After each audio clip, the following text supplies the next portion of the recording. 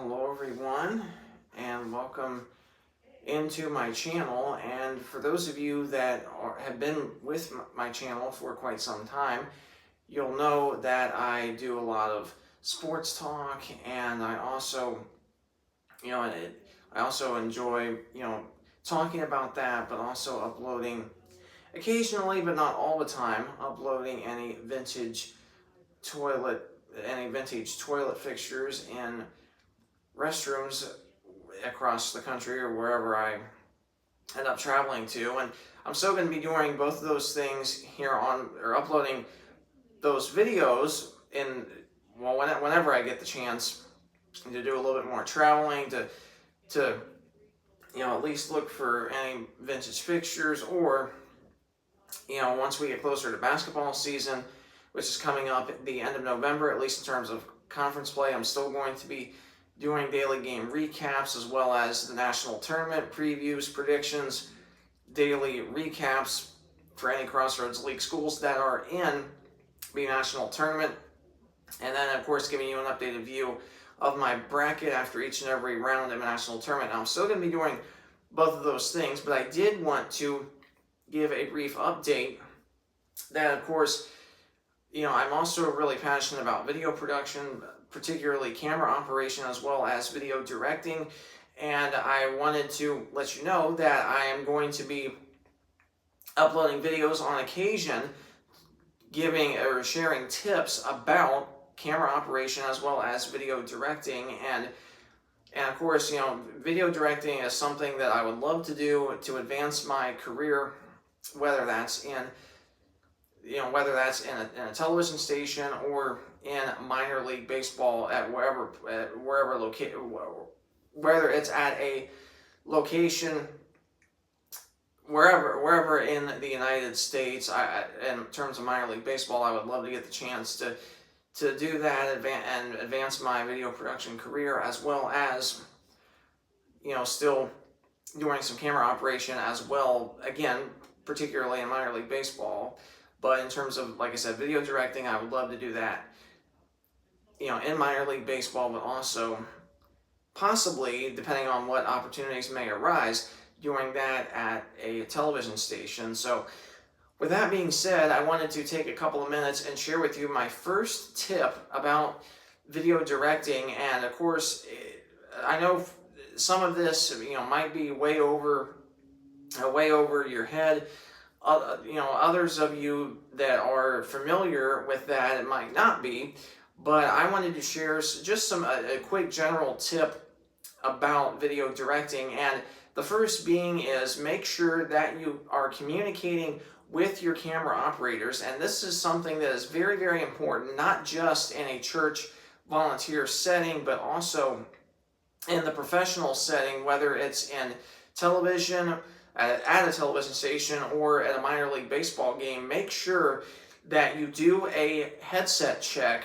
If you're at a television station, make sure that you are doing that before the newscast starts. Now, of course, the way technology is getting these days, that in terms of instructing camera operators at television stations is becoming more and more rare. So really, it primarily would only apply to minor league baseball games and in church volunteer settings. So particularly in both of those settings, make sure again that you are communicating with your camera operators. If it's at a minor league baseball game, my advice, once you get all the cameras set up, which again it might be, it might be kind of difficult depending on how depending on where you have to walk to set up the camera.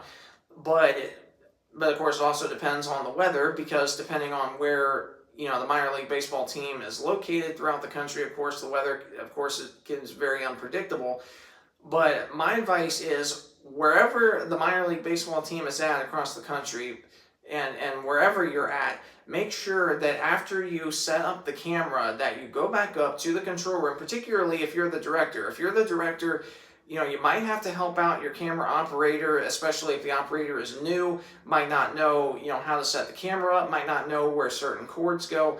But make sure that if you're the director and you're helping your camera operator set everything up, make sure you're communicating to that person, hey, once we get done setting up, let's go back up to the control room, for whatever camera you're on, to the director telling this to the operator, make sure that you get your headset on. I'm going to go back up to the control room, put my headset on, and let's do a headset check prior to the game starting, because a lot of people might not do that until right before the game starts. And of course, by that point, you're in the pregame. Things are going boom, boom, boom, boom, boom, and it's just super frustrating. And I know I experienced this in the baseball game that I directed last year up in Akron. And of course, I only had two live cameras that I was able to cut to, but I also struggled with camera operators not.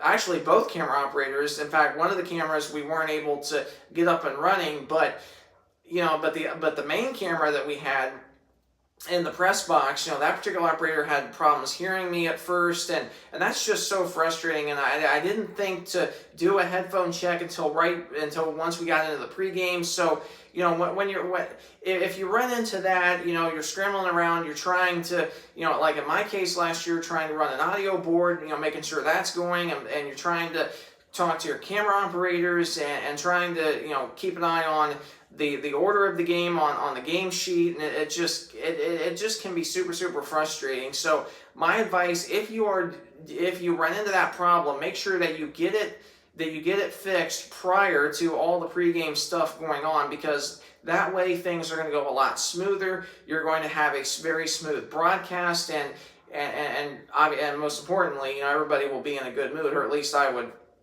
hope and pray that would be the case.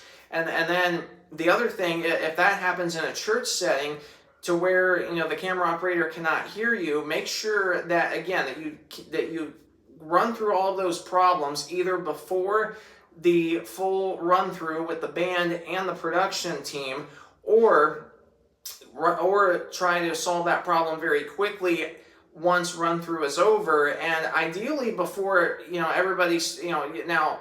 Some people will come into the auditorium or the sanctuary, and that's perfectly fine, because typically most times in a church setting, your cameras 1 and 2, or in some cases 2 and 3 are going to be up in the center. They're going to be seated on a balcony. So everybody coming in, you're not really going to have to worry about moving out of the way. Now, if you're on a roaming camera and you cannot hear the director, which again happened to me last year, make sure that you go to the control room, talk to the director, try to get that sorted out, or talk to whoever the producer is. Maybe it's the video team lead, maybe it's the lead producer, maybe it's the service director. Whoever it is, make sure that you get those problems taken care of before the service starts. And I can assure you, things are going to go a lot smoother if you can work all those problems out. So, and again, obviously, churches are going to vary, between the camera setup or the switcher setup. But again, make sure that if you do these tips that I mentioned here this afternoon, if you follow these tips, things are going to go a lot smoother for your broadcast, whether it's in terms of minor league baseball or whether it's in a church setting. So, if you found these tips to be helpful, I would encourage you to please like this video, and also to subscribe to my channel so you are first notified whenever I upload new videos talking about more and more tips, which I will be doing so. Now, that's not going to happen on a regular basis, but still, subscribe to my channel so whenever I upload new videos talking about video production, whether it's camera operation or video directing, sharing more tips with you, make sure that you are subscribed to my channel to where you are first notified whenever I upload new episodes. So again, I really, really hope this video was helpful to you, and if it was, also please feel free to share it maybe with your co-workers, or if you're part of a church production team and you're watching this, make sure that you share this with your team, with all your team members, whether it's directors, maybe pro presenter operators, maybe engineers, but particularly directors and camera operators. Please share this with them. And I know that your broadcast will go a lot smoother when that happens. And so again, I hope this was super helpful to you.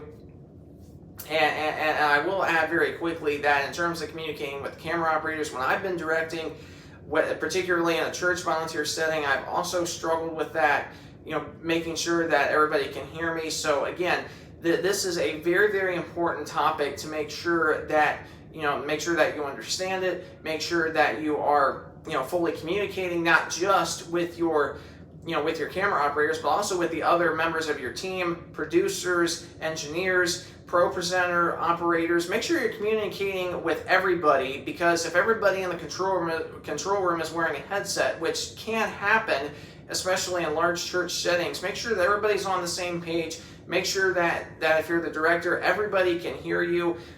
And that just doesn't mean camera operators, like I mentioned, but everybody on your team that's scheduled on a given weekend. Make sure that everybody on your team can hear the director. That is so important. I cannot stress that importance enough. And if everybody can hear you on your team, your services will go smoothly, and of course the live broadcast will go very smoothly as well. So again, thanks so much for tuning into this video. And again, if you enjoyed it or if it was helpful to you, please either like, comment, or subscribe. Any one of those options helps me out greatly. And again, please feel free to share this with your coworkers and your production team members. So again, thanks so much for watching this video. Have a great rest of your day, a great rest of your week, a great weekend, and may God bless you and your family always.